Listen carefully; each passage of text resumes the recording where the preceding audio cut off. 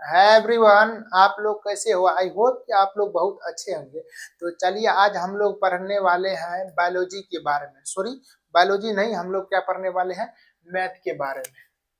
आज हम लोग देखेंगे मैथ के बारे में। अब देखिए मैथ के बारे में देखेंगे तो कहाँ के मैथ के बारे में देखेंगे हम लोग, यानी कि बिहार बोर्ड के मैथ के बारे में देखेंगे। अब हम लोग थोड़ी है जाके हम लोग लंदन वाला मैथ लेके लेके आए बिहार बोर्ड में, यानी कि बनाने लगे। पता चलेगा जब एग्जाम में जाइएगा, देखिएगा जो ये क्वेश्चन कहाँ से चले, ये तो अफ्रीका का लग रहा है, ना ना ना, ये ऑस्ट्रेलिया का लग रहा है, वो ये तो रूस का पूछा है। यानी कि तब आपको पता चलेगा ये क्वेश्चन का। इसलिए हम लोग आज बिहार बोर्ड के एग्जाम के बारे में पढ़ते हैं, तो हम लोग बिहार बोर्ड का मैथ पढ़ेंगे, यानी कि बीटीबीसी पढ़ेंगे। तो चलिए हम लोग देखते हैं कि यानी कि आज हम लोग पढ़ने वाले, यानी कि ऐसा है मैथ में क्या पढ़ेंगे आज। आज हम लोग ऐसे 5-6 चैप्टर का नाम देखेंगे और उसमें देखेंगे जो इसमें से कौन कौन कितना क्वेश्चन आता है उसके बारे में पढ़ेंगे, जो ताकि हम लोग एग्जाम में अच्छे मार्क ला सके मैथ में। तो मैथ में देखेंगे, क्योंकि अब तो हम लोगों का कितना समय बचा, यही 3-4 महीना समय बचा है। इस 3-4 महीना में पढ़ के तो आप लोग कहीं पहाड़ तहाड़ न धा जाइएगा। इसलिए हम लोग क्या पढ़ने वाले हैं, यानी कि मैथ में यही 4-5 चैप्टर पढ़ेंगे। तो चलिए शुरू करते हैं हम लोग। क्या पढ़ने वाले। तो सबसे पहले हमारा टॉपिक रहेगा कौन सा,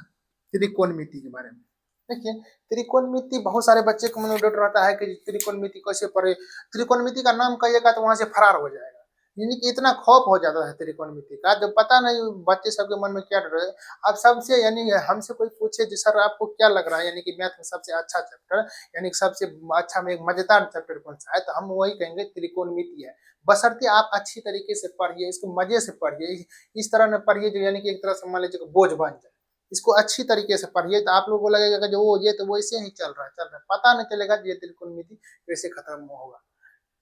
इसलिए देखें यानी कि त्रिकोणमिति का फर्स्ट चैप्टर क्या है, त्रिकोणमिति का परिचय है। जैसे कि देखिएगा जो किसी का घर देखिए आएगा तो यानी कि उसका बोलता है कि यानी कि परिचय दीजिए, तो वो लड़का बाबू या कोई रहता है तो या लड़की, वो अच्छा सा अपना नाम तम लिख के देता तब न समझेगा जहाँ लड़का बाबू तो ऐसे है, एम ए PhD और किए हुए हैं। पता चलता है बाद में जब मैट्रिक भी फेल है।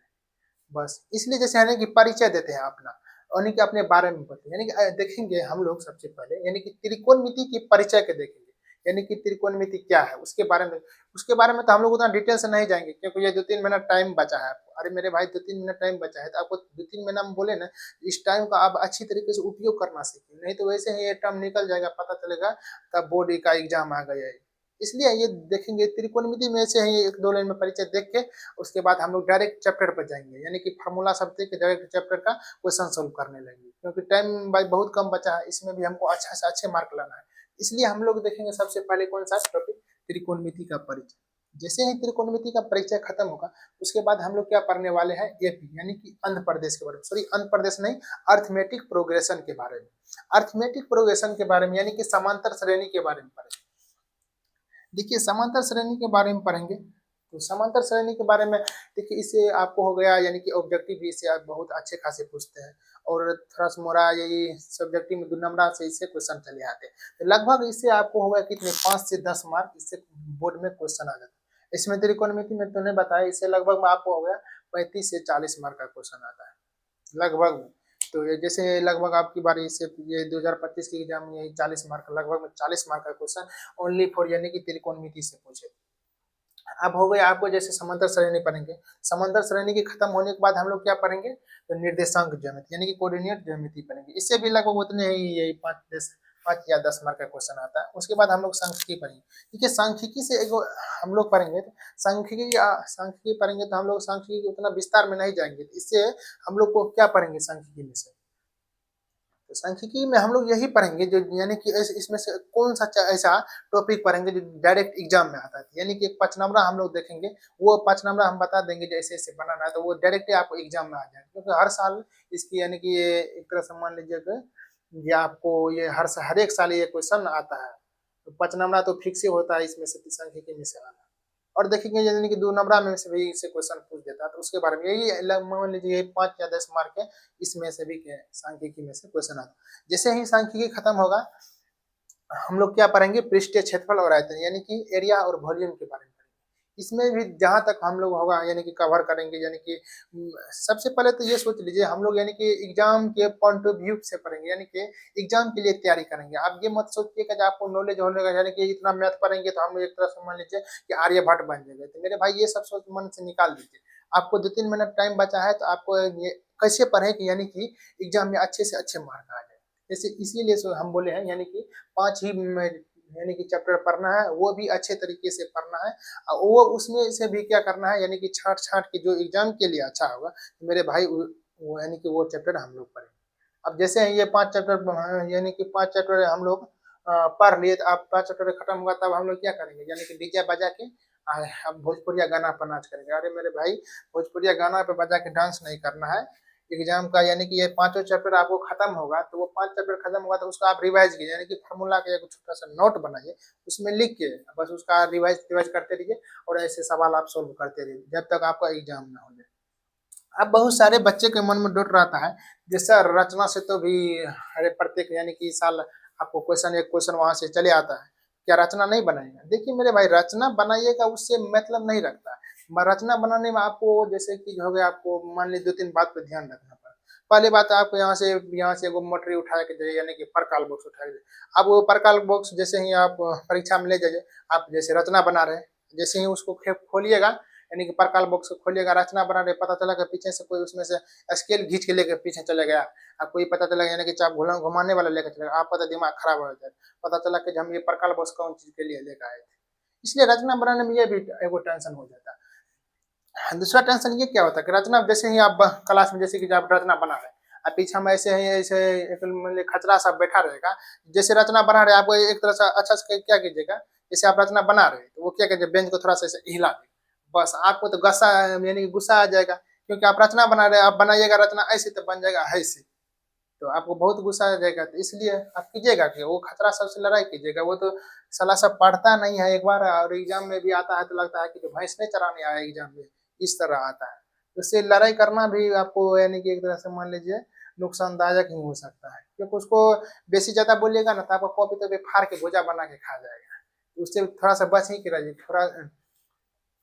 इसलिए मेरे भाई, तो रचना इसलिए भी नहीं बनाइए। यदि आप लोगों का मन है कि नहीं हम तो रचना बनाएंगे, यानी कि आप लोग जिद्दी, यानी कि अब ना हम तो बनाएंगे, जो बोलेगा आप बोल लीजिए, मगर जैसे नहीं होता है जो सब में जो पंचायत सब होता था कि यानी कि मुखिया जी को बोलता, मुखिया जी सब आप सबका बात मानेंगे मगर हम तो खूंटा यहीं पे गाड़ेंगे। वही आप जब बोलिएगा तो यानी कि हम रचना बनाएंगे, तो आप लोग बनाइए, उतना टेंशन मत लीजिए। यानी कि बनाइएगा तो उतना अच्छा से बनाइए। और जब होता क्या, जैसे आप लोग को इधर कोई क्वेश्चन नहीं बना, अब हम लोग को क्या विकल्प है, तो वहाँ पर बैठ के तो आरती नहीं उतारेंगे, जो उतना जो मैडम आएंगे ये सर सब उसका आरती उतारे लेंगे, तो वो टाइम बचा है, तो वो टाइम में क्या करिएगा, तो रचना अच्छा से हम बना देंगे, वही खतरा सबको थोड़ा सा देख के बना लीजिएगा।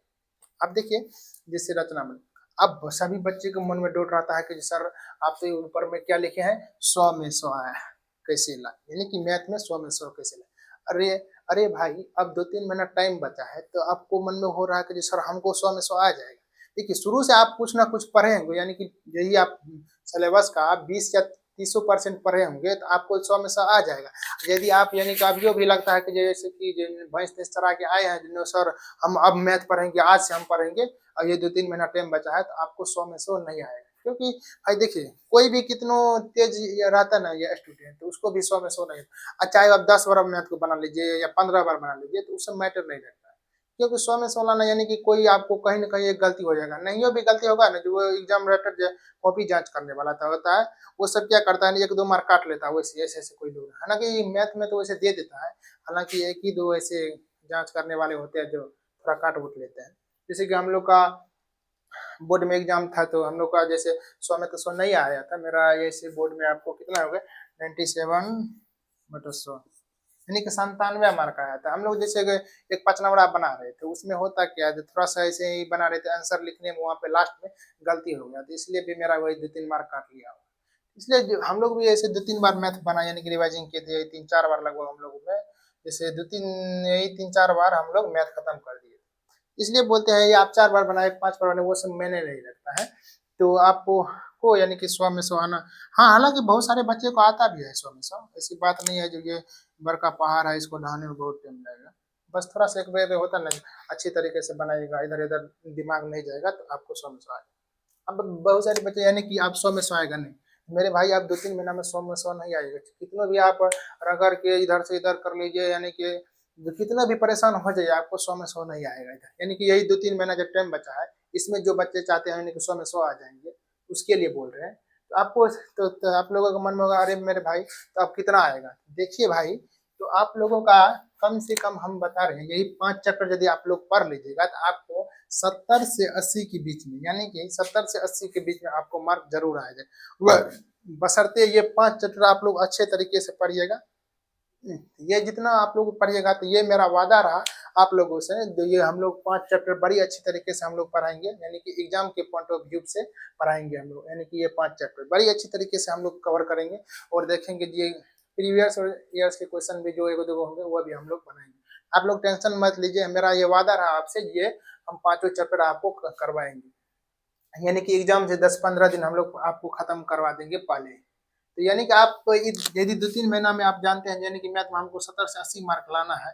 यानी कि शुरू से हम कुछ नहीं पढ़े तो तब भी हम 70 से 80 मार्क लाना चाहते हैं, तो आप तो तब आप ये 4-5 चैप्टर पढ़ सकते हैं। अब इसके बाद जब हम ये 4-5 चैप्टर खत्म होंगे तो वो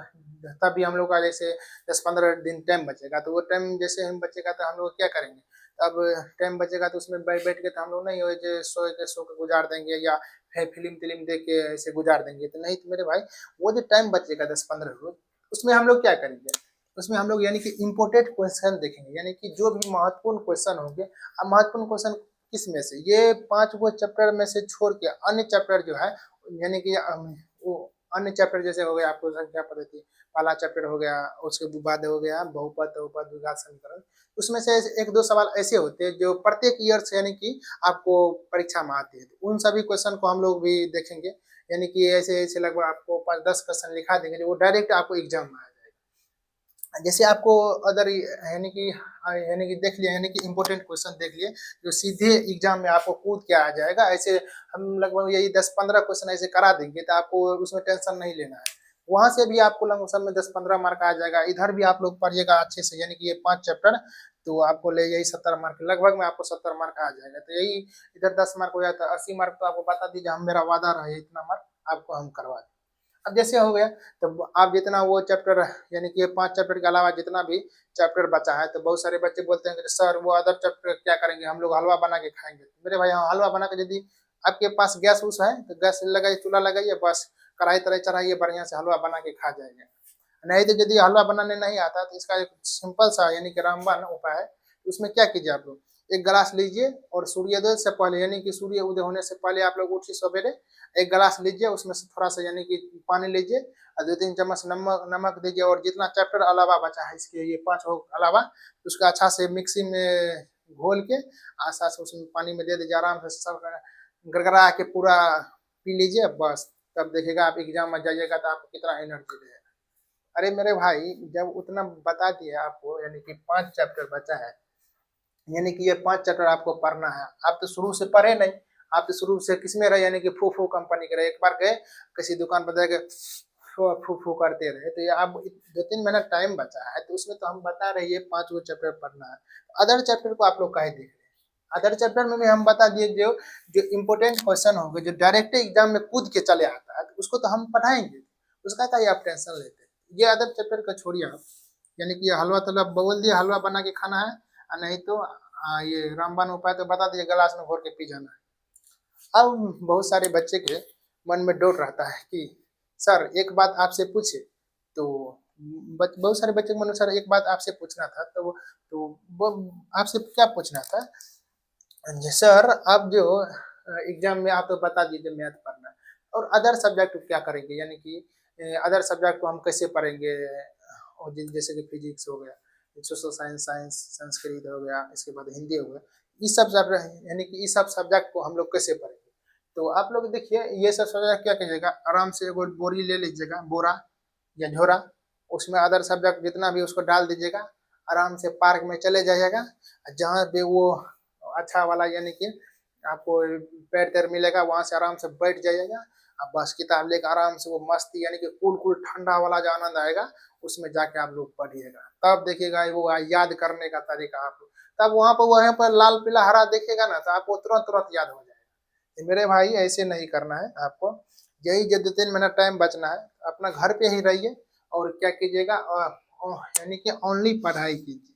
ओनली पढ़ाई करना है, यानी कि इधर उधर यानी कि लाल पीला हरा के चक्कर में इधर उधर टाइम वेस्ट नहीं करना। आजकल के बच्चे को जो होता है क्या, ये जैसे 9th-10th में जाइएगा या 11th-12th में, तो होता है क्या जी, इस सब पे ध्यान ज्यादा थोड़ा जाता है, यानी कि पढ़ने मढ़ने में उतना मन नहीं लगता है, इसे ये सब लाल पीला हरा पर थोड़ा सा ज्यादा ध्यान देने लगता है, बहुत सारे बच्चे ऐसे ऐसे ध्यान देते हैं तो इसी में बिगड़ जाते हैं, इसलिए थोड़ा सा कंट्रोल रहिए।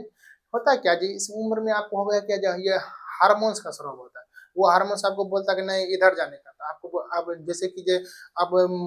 कोई बोल रहा है कि मन आपको बोल रहा है कि नहीं इधर जाओ, आप बोल रहे कि नहीं उधर जाएंगे तो ये सब हो जाएगा, आप जान रहे हैं कि ये सब हो जाएगा, फिर भी आप चले जाते हैं, हाँ जाएंगे तो उस रास्ता में क्या आनंद आएगा, किसी को फूल देंगे गुलाब का,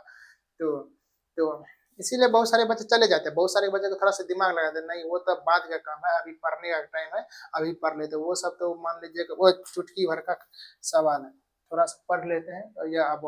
इसलिए थोड़ा सा इधर इधर यानी कि लाल पीला हरा के चक्कर से आप लोग बचिए, नहीं तो आपका जैसे जिंदगी क्या हो जाएगा, झंड हो जाएगा। तो क्योंकि आप लोगों को जब घमंड होगा तो इसलिए जिंदगी झंड हो जाएगा, इसलिए इधर उधर से नहीं जाना है मेरे भाई, अभी 2-3 मिनट टाइम बचा है, ये 2-3 मिनट पढ़िए और तब जो उसके बाद 2-3 मिनट टाइम बचा तब इधर उधर घूमिए। अब इधर उधर का मतलब ये नहीं कि आप लाल पीला हरा का चक्कर में भर दिन पढ़ते रहिएगा, इधर का मतलब जहाँ नानी का जाइएगा, नाना जी से भेंट कीजिएगा, नाना जी बोलिए क्या हाल चाल है, तो नाना जी बोला नाना नहीं तो है रे, इसे बच जाइए उधर उधर घूमिए, तो ऐसे नहीं, पहले ये 2-3 मिनट टाइम बचाए तो इसको अच्छे तरीके से आप लोग मैनेज कीजिए। इसके बाद होता है कि सोशल मीडिया, अब मोबाइल का यानी कि स्मार्टफोन, अब बहुत सारे बच्चे बोलते हैं कि ये सर ये ना स्मार्टफोन का क्या करें, तो भाई स्मार्टफोन का क्या कीजिए, वो सोम पापड़ी वाला आता है, ये पोपो बजा के ले लें, नहीं तो वो जैसे कि ये डिबा डिबा दे दीजिए, सब कौन सा सब सोम पापड़ी वाला सब आता है, उसको क्या कीजिएगा, आप जाके मोबाइल फोन दे दीजिएगा, उससे सोम पापड़ी खरीद लीजिएगा। तो मेरे भाई वो आप तो एक ऐसे कीजिए, संपापी बुला के दे दीजिए, नहीं तो उस मोबाइल को आराम से चपूत के बक्सा में से बंद करके रख दीजिएगा, और वहां जाके आराम से प्रणाम कर लीजिएगा, जो आपको परीक्षा के बाद देखेंगे। नहीं तो यदि आप ऑनलाइन क्लास कर रहे हैं तब तो थोड़ा सा मोबाइल की जरूरत पड़ेगा ही, क्योंकि आप तो वैसे नहीं चल सकता है, इसलिए थोड़ा सा यानी कि मोबाइल का यानी कि स्मार्टफोन है तो उसको स्मार्ट तरीके से यूज करना सीखिए, बस अपना काम से काम रखे, आपने पता न चला कि इंस्टाग्राम खोल दिया बस ऐसे ऐसे रील ऊपर करते रहिए, पता चलेगा 2-3 घंटा कब टाइम बीत जाएगा, तो वो आपको पता नहीं चलेगा,